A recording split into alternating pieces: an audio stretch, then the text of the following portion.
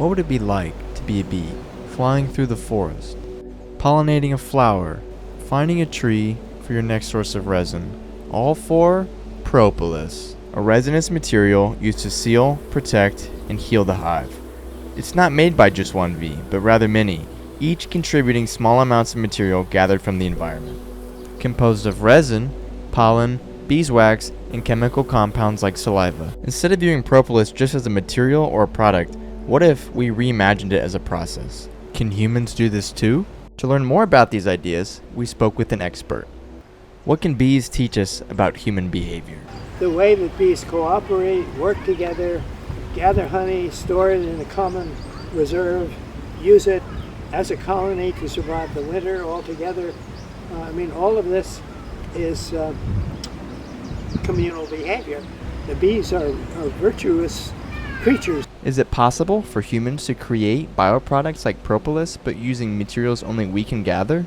Humans are individual organisms, and bees are not. The organism is really a colony, so it's a different kind of situation. It's a little hard to compare one with the other perfectly. We first conducted a series of experiments with commercially available resin, pollen, and beeswax, 2 without our own saliva and 2 with. We then applied our samples to a series of holes, replicating how bees would repair the cracks in their hives. This was ultimately a success, but then we got a little weird and tried to do it exactly like the bees would. So using his hands, using human saliva and our own earwax. So we scratched that idea.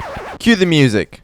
Using gloves and tools this time, I carefully mixed freshly harvested tree resin, a small sample of human saliva, pollen from lilies, and again our earwax. Each step required adaptation from bee behaviors into human actions between collection, processing, and combining materials without the biological tools that bees naturally have. The result? We are capable of producing a humanly processed form of propolis, but the process reveals something more important. While replication may be possible, efficiency not so much. Here are 5 samples of propolis in various forms: naturally harvested and remelted, commercial ingredients, bare hands in the bee pollen, our final prototype, and finally bee propolis in its natural solid form. Now, to truly understand how propolis is created, I became the bee myself. Exhibiting their natural behaviors, I began to pollinate the flowers around me, using my waggle dance to alert the bees in my hive where to find good sources of pollen and nectar.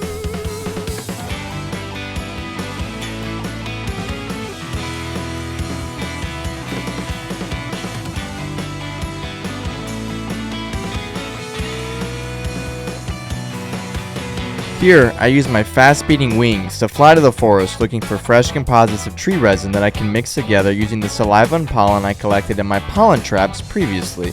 Once I finish collection, I will again do my waggle dance to alert the others to come to my way to forage, because the power of several thousand bees amounts to the production of propolis that we need for our hive. Now one last thing, our human hive study.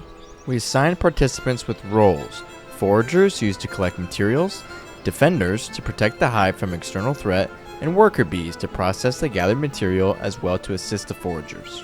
Our study also introduced an attacker to simulate external threats to mirror the pressures that bees respond to, considering environmental conditions and insect invaders.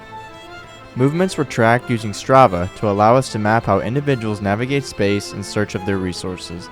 A map for foragers, defenders, and hive workers. This data overlaid allows us to make assumptions about group efficiency and function.